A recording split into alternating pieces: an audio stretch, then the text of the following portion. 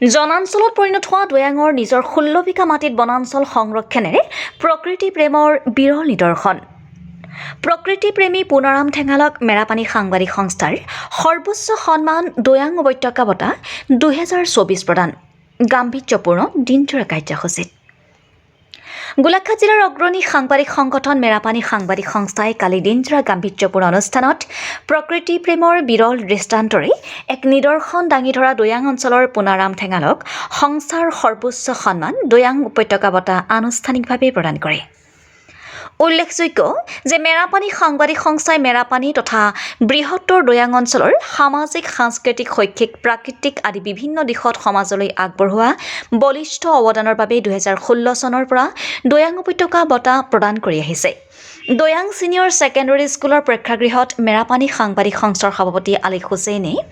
সভাপতিত্ব কৰা উক্ত আড়ম্বৰপূৰ্ণ অনুষ্ঠানত সমাজকৰ্মী শিক্ষাবিদ নিৰ্মল বৰা, জ্যেষ্ঠ সাংবাদিক গোলাঘাট জিলা প্ৰেছ ক্লাবৰ কাৰ্যকৰী সভাপতি দিগন্ত কুমাৰ ভূঞা, সাধাৰণ সম্পাদক প্ৰবীণ কুমাৰ দাস, সমাজকৰ্মী পুনা বৰা, CRPFৰ ছেক্টৰ কমাণ্ডাৰ গৌতম দাস, গোলাঘাট জিলা সাংবাদিক সংস্থাৰ সাধাৰণ সম্পাদক গিৰিন বৰা,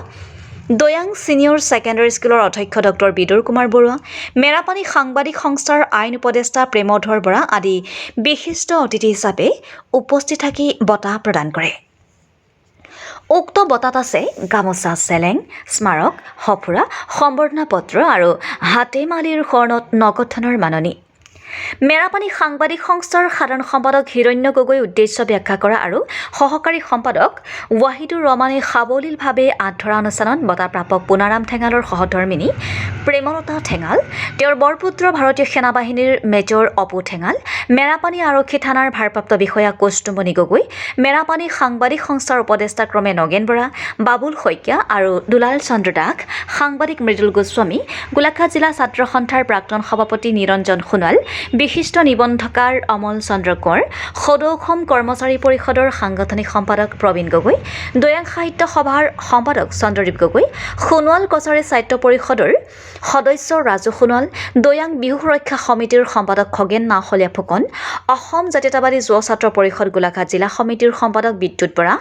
জাতীয়তাবাদী যুৱ ছাত্ৰ পৰিষদৰ দৈয়াং আঞ্চলিক সমিতিৰ সম্পাদক ৰাতুল আলী, মেৰাপানী জাতীয় বিদ্যালয়ৰ সঞ্চালক পল্লৱ বৰবৰা আৰু সঞ্চালিকা ৰূপা শইকীয়া, কাছমাৰী শাখা সাহিত্য সভাৰ সভাপতি নীলকান্ত বৰুৱা, সম্পাদক ধীৰেন চন্দ্ৰ কাকতি, অনুসূচিত জাতি ছাত্ৰ সন্থাৰ সহকাৰী সম্পাদক ক্ষীৰোদ কুমাৰ দাস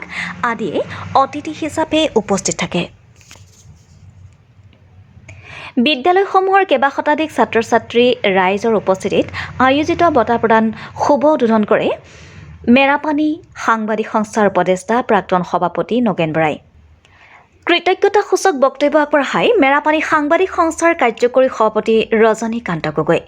অনুষ্ঠানৰ আৰম্ভণিতে প্ৰকৃতিপ্ৰেমী পুনাৰাম ঠেঙালৰ জীৱন আৰু কৰ্ম সন্দৰ্ভত সাংবাদিক সংস্থাই নিৰ্মাণ কৰা তথ্যচিত্ৰ ৰাইজৰ মাজত প্ৰদৰ্শন কৰা হয়। মেৰাপানী সাংবাদিক সংস্থাৰ পৰিচিত সন্দৰ্ভত নিৰ্মাণ কৰা আন এখন তথ্যচিত্ৰও প্ৰদৰ্শিত কৰা হয়।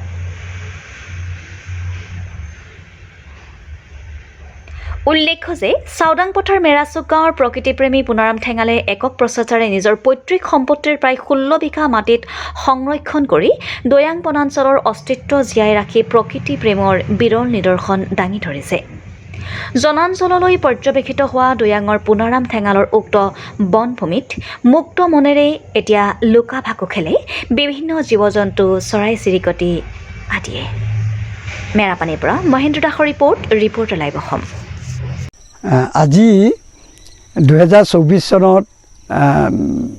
দৈয়াং তথা মেৰাপানী সাংবাদিক সংস্থাই যি দৈয়াং উপত্যকা বঁটা মোক প্ৰদান কৰিছে তাৰ বাবে মই তেখেতসকললৈ অশেষ ধন্যবাদ জ্ঞাপন কৰিছোঁ। এই চেগতে কিয় মোৰ প্ৰকৃতিপ্ৰেমী হিচাপে দিবলৈ লৈছে মই নাজানো, কিন্তু তেখেতসকললৈ মোৰ বহুত বহুত ধন্যবাদ থাকিল। Reporter live